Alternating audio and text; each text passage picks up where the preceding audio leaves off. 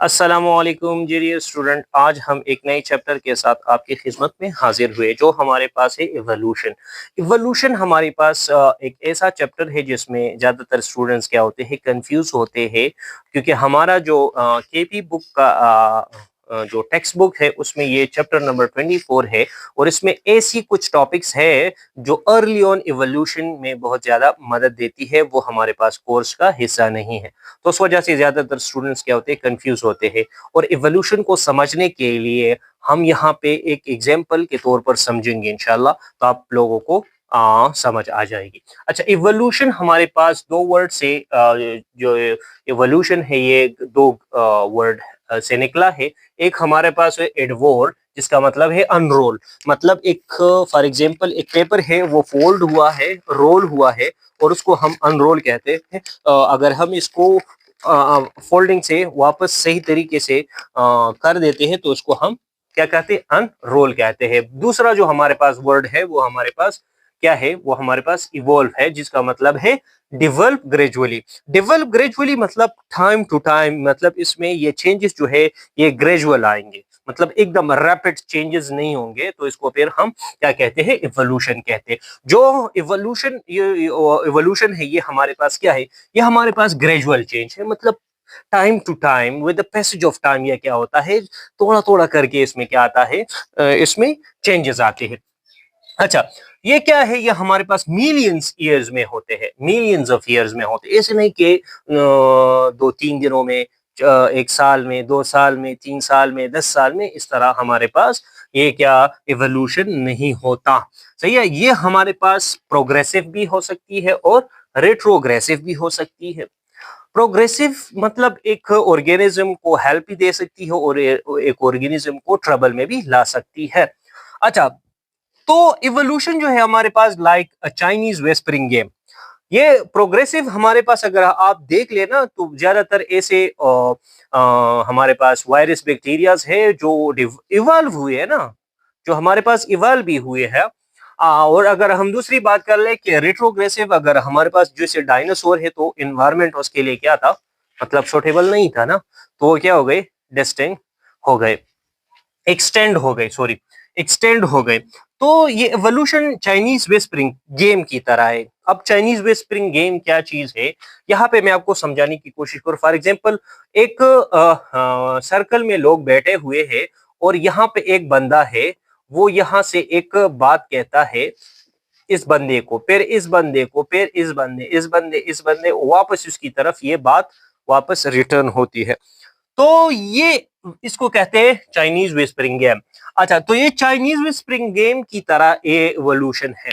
क्या करते हैं कि यहाँ पे ये जो बंदा बात करता है ये वापस इसकी तरफ आता है, तो वही बात होती है कि नहीं, इसमें चेंजेस आते हैं। तो अगर यहाँ पे हम देख ले, एक एग्जांपल के तौर पे एक बंदा है, यहाँ पे सर्कल में बैठे हैं ये बंदे, और एक बंदा कहता है कि he wants a blank black car, कि मुझे एक गाड़ी चाहिए। तो दूसरे बंदे के कार में तो वो क्या कहता है, वो अब ये उसने क्या सुना और दूसरे को क्या कहा, इसने कहा कि ही वांट्स अ कैट, उसने दूसरे बंदे को क्या कहा कि वांट्स अ कैट, कि ये एक बिल्ली चाहता है। फिर यही बंदा दूसरे बंदे को तीसरे बंदे को क्या कहेगा, ये ट्रांसफर करेगा ये बात, तो ये कहता है ही वांट्स अ ब्लैंकेट, कि वो क्या चाहता है, एक कंबल चाहता है। तो यही बात अब इसके बाद जो ट्रांसफर होगी वो कहता है कि ही वॉज अ बैंकर, कि ये क्या है, हमारे पास एक बैंकर है, कि वो हमारे पास एक बैंकर था। तो इसी तरह ये जो ग्रेजुअल चेंज है, ये जो गेम खेला गया है कि मतलब ये अब इस तरह कंसिडर कर ले कि ये एक ऑर्गेनिज्म है, एक जनरेशन है, तो ये दूसरा जनरेशन, ये तीसरा, ये चौथा, इसी तरह जनरेशन है। तो जनरेशन टू जनरेशन ये जब इसकी जेनेटिक मेकअप जाती है तो उसमें चेंजेस आती है। ये चेंजेस फिर हमारे पास यहाँ पे इतने ज्यादा नहीं होते कि यहाँ पे हमारे पास अपेयर हो जाए, सही है। ये जो मिलियंस ऑफ ईयर्स हो जाते हैं तो फिर वो उसमें अपेयर हो सकते हैं, वरना ये नहीं हो सकते। अच्छा, तो ये हमारे पास एक बात थी ब्लैक कार की, वो किससे, ब्लैक कार से बैंकर बना। तो यही ये इवोल्यूशन आप इस तरह कंसीडर कर ले कि इसमें ये इवोल्यूशन हुई है। तो यहाँ पे इवोल्यूशन के कुछ डिफिनीशन मैंने लिखी है कि इवोल्यूशन हमारे पास किस तरह हम डिफाइन कर सकते हैं इवोल्यूशन को? ये इवोल्यूशन हमारे पास क्या है, ये हम इसको डिफाइन कर सकते हैं, दो तीन लिखे हैं, जो भी आपको पसंद आ जाए वो आप लिख लेना। अच्छा, evolution is a sequential gradual changes. क्या है? Sequential and gradual change sorry, sequential gradual changes that takes place over millions years in any organism के, जो हमारे पास मिलियन ईयर्स में होते हैं, जिस तरह मैंने आप लोगों को यहाँ पे सीक्वेंस वाइज कहा है। अच्छा, फिर दूसरा हमारे पास है, दूसरा डेफिनेशन है descent with modification. Descent with modification is called evolution. जो हमारे पास मॉडिफिकेशन है, मॉडिफिकेशन तो अलग चीज है, क्योंकि हर चीज में कुछ मॉडिफिकेशन आती है, लेकिन इवोल्यूशन के रिस्पेक्ट से जब मॉडिफिकेशन आती है तो उसको हम क्या कहते हैं? इवोल्यूशन कहते हैं। मतलब बहुत ज्यादा डिसेंट विद मॉडिफिकेशन आ जाती है तो फिर हम उसको इवोल्यूशन कहते हैं। अच्छा, development of an organism from simplex to complex या फ्रॉम सिंपल टू कम्प्लेक्स, वो इसको हम क्या कहते हैं? इवोल्यूशन कहते हैं।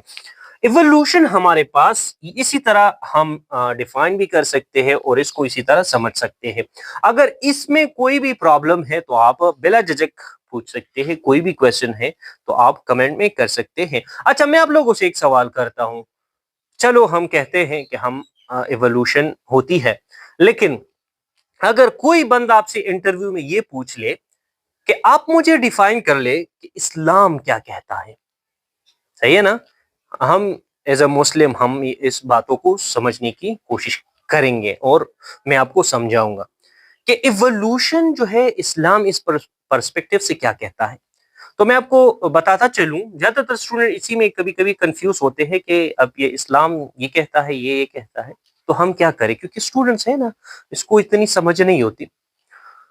इस्लाम के जो पर्सपेक्टिव है और जो हमारे पास इवोल्यूशन के पर्सपेक्टिव है वो टोटली अपोजिट है।